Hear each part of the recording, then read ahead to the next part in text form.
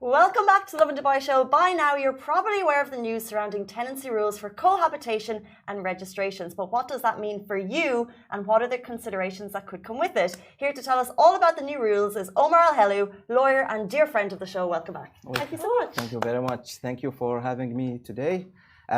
With respect to the new rules, actually, on 23rd of September and on Friday, a notification has been issued from the Dubai Land Department requesting all owners, property management companies, tenants, to register all the co-occupants or co-habitants in the residential units in Dubai by using Dubai Rest app within 2 weeks from the date of the notification. So the notification, if you ask me about when it will, it with immediate effect. So you have to register within 2 weeks. I think we have 1 week left. 1 week left, yep. Yeah. So now, a lot of people don't know about this, right? Like if you're not online, you won't know it as much. Like if you're traveling, you come back and you have a few days left and you haven't seen your emails or you have a whole bunch. What happens if you don't actually go through and register a co-occupant? The good thing is that there is no punishment yet or no consequences if you don't do it. Still, it's mandatory. As far as I know, there is no punishment as of today, but maybe in future there will be something. So what actually I advise to, as far as you know, just go ahead and register to avoid any future consequences. So I'm a tenant. Yes. I live alone, and my landlord sent me information about registering, but I don't need to register anything because I'm already on the tenancy contract. Is that right? You are alone. I live alone. Do you have any No. Okay, خلاص. You are not. I think a lot of people have questions. I think any person who's renting or landlords, they immediately saw this new rule regarding everyone, and they're kind of freaking out. Yes, actually, as a tenant, you have to register your family members if they are living with you, and domestic help. For who actually live in a shared accommodation, the main tenant who's registered with RERA need to provide or register all the other co-occupants with him in the system. The only thing you need actually is the ID card, and if the co-occupant doesn't have the ID card, his passport and the name of the co-occupants. That's it only. There is one additional thing. So you have to register who is staying with you 1 month and more. So less than 1 month, there is no need. 1 month and more. This is according to the latest information has been revealed by the Dubai. What if they're visiting? It's only if they're living in Dubai, right? With an Emirates ID. Even visiting. Even visiting. 1 month and more than 1 month. Do we have any idea why the 2-week timeline? Because if you're asking if you're asking everyone to do this on the Rest app, by the way, it's a super easy process. Yes. Why do you think there is such a sense of urgency to do it? It's to encourage and to push the people to register. Give them a deadline. Yeah. Okay. It's more for me. I think it's an administrative time. The reason behind 2 weeks is just to push the people to do it as soon as they can. Okay, so now on the news, we're seeing a lot of updates about inspections, people going into buildings, asking, those who are in sharing, who are violating the contracts to leave and are being asked to, basically leave. So what exactly is a violation when you're sharing an apartment? See, when you sign a tenancy contract with the landlord, there is a common understanding between you as a tenant and the landlord. So if the understanding was that you will rent the apartment for yourself and your family, what does this mean? This means that you cannot have anyone in addition to your family staying in the same apartment. If you sign a contract as you sign to live alone without anyone else, so it means that you have to only stay in this apartment.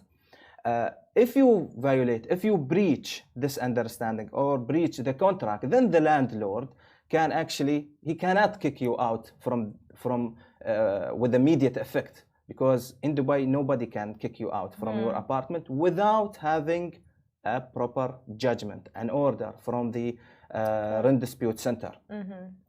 So the landlord, of course, will file a case against you and then provide the rent dispute center with the grounds of asking the rent committee or the RDC to terminate and evacuate the apartment, which is actually is violating the understanding and the terms of the stay. So if you want to have someone to share the apartment with you, I suggest to have a consent from the landlord before doing so, just to avoid having any kind of scenarios as we discussed now. So a lot of buildings are, like they say family buildings, Yes. family buildings. So, I mean, I've never really heard someone say this is a building for bachelors. So if it's a verbal, if they've said it verbally, right, this is a family building, but it's not there in your contract, are you legally obliged? I mean, like, is the landlord legally, can he just ask you to, vacate the premises if he sees that you're sharing with other people and not your family? Back to what I said before. If you share with someone else without the landlord consent, will give a landlord a reason and a ground to file a case against you to evacuate and terminate the lease agreement. Okay, even if it was a verbal agreement. Yes. Okay. Gotta get that in writing. Don't rely on verbal agreement, please. No such thing. Everything in writing. Everything in writing. Even with WhatsApp. Okay. It's considered as well before the rent committee. Previously, it was illegal for an unmarried man and an unmarried woman to live together. That was changed. Yes. Do unmarried men and women need to be concerned about registering as co-occupants in this case? As far as you have a co-occupants with you in an apartment, you have to register the co-occupants, regardless man or woman. Okay. Also, now families, right? They say multiple families cannot live together. Yes. But if you're staying with your cousins, if you're staying... So there are two scenarios. Number one, like if I'm staying, like me and my extended family are staying in one apartment together. And number two is like if me and my family are staying with maybe another family that we've made friends with, whatever it is, in the same apartment. Why is that an issue, or why could that be an issue? See, back to what I said before. If the landlord agree, or if you explain to the landlord from beginning that I want this apartment or I want this villa or whatever to stay with my family only, it means that your family. If you have another family, it means that you are breaching the agreement. So from day one, explain to him that we are two families. We would like to stay in this villa. If he accept that and if he agree in writing, خلاص, you are not breaching the contract. The other thing, you know that Dubai has a master plan, urban master plan of 2040. The reason behind the registration and the reason behind all these regulations about two families, one family, is to avoid having slums in the future and to actually build a structure and a proper plan for the future urban master plan of Dubai 2040. So if you come and try to have or breach, or if you didn't follow such rules, it means that you will affect such plan, which ultimately will affect the service, will affect the infrastructure, and affect all the things which need to be provided by the government to the citizens and residents and visitors of Dubai. So this is the reason or the rationale behind all of these regulation and rules. Interesting. So they're regulating, they're not making, by the way, it's not a blanket law, there's no penalties in place yet, but they're just encouraging everyone to register and just be aware that they are going to be beginning regulation of numbers of people in apartments. Yes. Another reason behind it, as land department stated, that they are building and developing a comprehensive statistical record for the government entities. Why? Because the government entities would like to respond to the evolving needs of the residents and visitors of Dubai. So the registration will help a lot to, as I said, to respond to all these needs.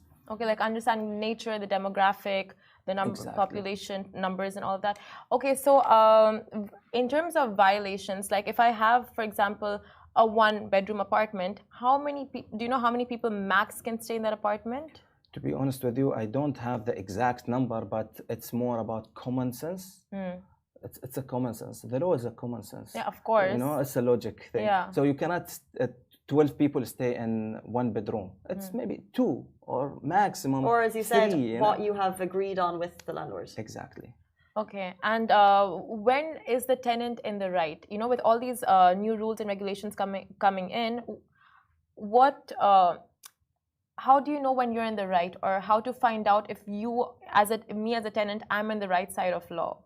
Okay, right? if you have a co-occupants and you register them, if you register your tenancy agreement in RERA, if you have a full detailed agreement with your landlord about what the needs that or the reason of renting such unit, the number of people, the way that you will pay, in case that there is any breach, the way that you will solve any breach. If you fill this all in a contract, I think you will be in the right position. And even a WhatsApp conversation? WhatsApp conversation will be amount as evidence before the Dubai Rent Dispute Center. Okay, okay. Yeah. If I read a lot of news online, and let's say I take different articles from different places, where do you recommend is the source for all of this information? If there's anyone out there who's confused and they want to go directly to the accurate source of information, where should they go? Follow me. No. Yeah, go on. Actually, the Dubai Land Department websites, Dubai Media Office accounts in Twitter and Instagram and their websites. So try to follow the actual source and the government sector source to have all the information. And if you have any problem, let's say I fear that some people try to register the co-occupants with them in the REST application, they face some problems. So how do you solve this? Directly call Dubai Land Department, say to them I have a technical issue, or send them an email and they will solve it directly. Awesome. And on the note of how to find out information, where can people find you if they have questions? Actually, I am on Instagram and TikTok and LinkedIn. So follow me.